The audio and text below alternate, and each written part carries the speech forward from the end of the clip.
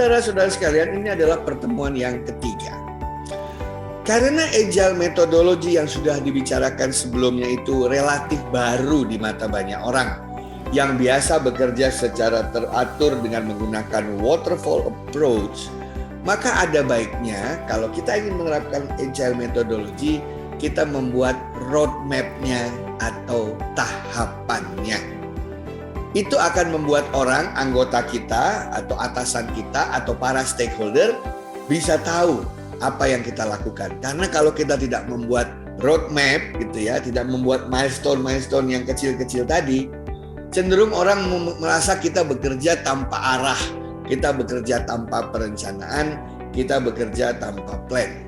Padahal yang terjadi sebenarnya kita bekerja sebagaimana kayak orang berada di R&D, mencoba terus. Bahkan dalam konteks agile ini, try and error itu sesuatu yang biasa.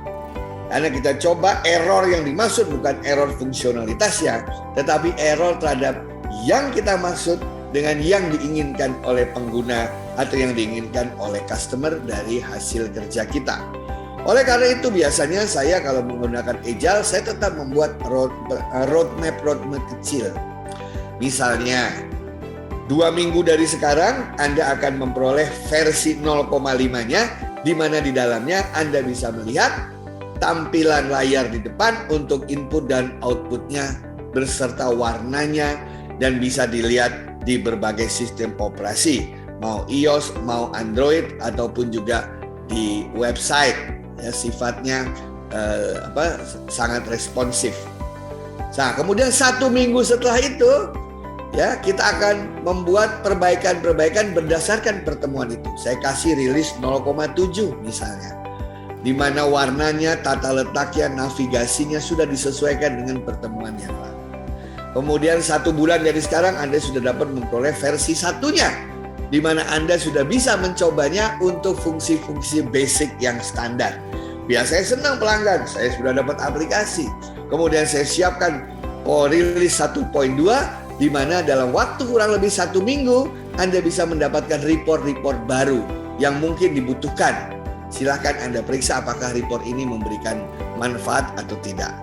2 minggu setelah itu akan saya keluarkan versi 1.5, di mana di situ saya masukkan komponen kecil, yaitu komponen what if simulation. Jadi Anda bisa membuat report dengan cara membuat skenario-skenario. Kalau begini bagaimana reportnya, kalau begini bagaimana, dan seterusnya. Terus membuat roadmap itu dengan memberikan fungsi-fungsi yang kecil-kecil. Makanya dikatakan sekarang itu yang paling banyak disenangi oleh mereka yang membuat software atau mereka yang menikmati aplikasi adalah adanya microservices. Jadi kalau Anda dalam sebuah project, Anda tahu kan project ada scope-nya. Ya, untuk dari scope-nya itu selalu ada masalah quality, time, dan cost. Nah, ketika kita bicara scope, di situ kan Anda akan berbicara mengenai proses apa saja yang harus Anda jalankan. Anda punya Gantt chart-nya. Dalam konsep project management, perbanyak milestone-nya. Ya, jangan jarak antara satu milestone dengan milestone yang lain, saran saya jangan lebih dari 2 minggu. Karena itulah yang saya lakukan dengan kebanyakan klien-klien atau pelanggan dari kami ketika saya diminta untuk menjadi konsultan mereka. Karena 2 minggu itu adalah waktu yang pas secara psikologis memperlihatkan bahwa kita sudah berbuat suatu kemajuan, kita deliver sesuatu, dan mereka terlibat untuk memperbaikinya. Jadi dalam konteks project management, sekali lagi teman-teman sekalian, visit your Gantt chart, kemudian buatlah banyak milestone yang bisa mempertemukan antara Anda dengan mereka yang akan menggunakan produk Anda.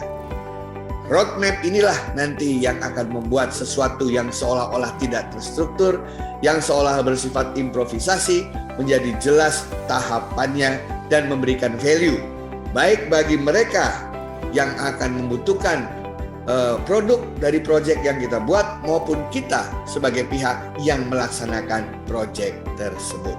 Sekian dan terima kasih.